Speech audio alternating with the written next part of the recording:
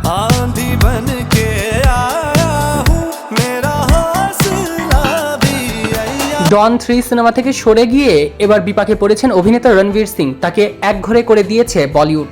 বলিউডের জনপ্রিয় অভিনেতাকে ঘিরে নতুন বিতর্ক তৈরি হয়েছে। ফারহান আক্তার পরিচালিত ডন 3 সিনেমা থেকে হঠাৎ সরে দাঁড়ানোর অভিযোগে তার বিরুদ্ধে অসহযোগিতার ঘোষণা দিয়েছে ফেডারেশন অব ওয়েস্টার্ন ইন্ডিয়া সিনে এমপ্লয়িজ। এরই মাধ্যমে আনুষ্ঠানিকভাবে রণবীর সিংকে নিষিদ্ধ করার সিদ্ধান্ত নিয়েছে সংগঠনটি। সোমবার এক সাংবাদিক বৈঠকে সংস্থার প্রধান উপদেষ্টা অশোক পণ্ডিত জানান, গত 11 এপ্রিল ফারহান আক্তার রণবীর সিং এর বিরুদ্ধে আনুষ্ঠানিক অভিযোগ দায়ের করেন। সেখানে অভিযোগে বলা হয়েছিল, শুটিং শুরুর মাত্র 3 সপ্তাহ আগে সিনেমাটি ছেড়ে দিয়েছেন ইতিমধ্যে এই জনপ্রিয় অভিনেতা রণবীর সিং। এতে ছবির কাজ এবং প্রযোজনায় বড় ধরনের সমস্যা তৈরি হয়েছে।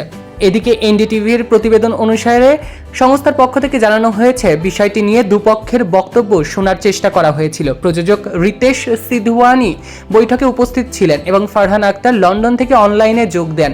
তবে রণবীর সিংকে একাধিকবার নোটিশ পাঠানো হলেও তিনি কোনো রকম জবাব দেননি বলে দাবি করেছে সেই সংগঠনটি।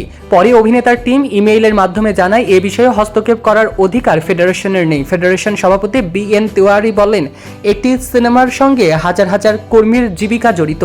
কোনো ছবির কাজ হঠাৎ বন্ধ হয়ে গেলে জুনিয়র শিল্পী থেকে শুরু করে দৈনিক মজুরি ভিত্তিক কর্মীদেরও আর্থিক ক্ষতির মুখে পড়তে হয়। সেটি বোধহয় রণবীর সিং ভুলে গিয়েছেন, আর সেজন্যই তাকে ফেডারেশন ডেকে পাঠিয়েছিল, কিন্তু সেটি অবজ্ঞা করেছেন রণবীর। তাই জন্যই তাকে শোকজ করার সিদ্ধান্ত নিয়েছে বলে দাবি করেছে। রণবীর সিং এর এই অপেশাদার আচরণ নিয়ে আপনাদের কি মন্তব্য কমেন্টে জানাতে ভুলবেন না।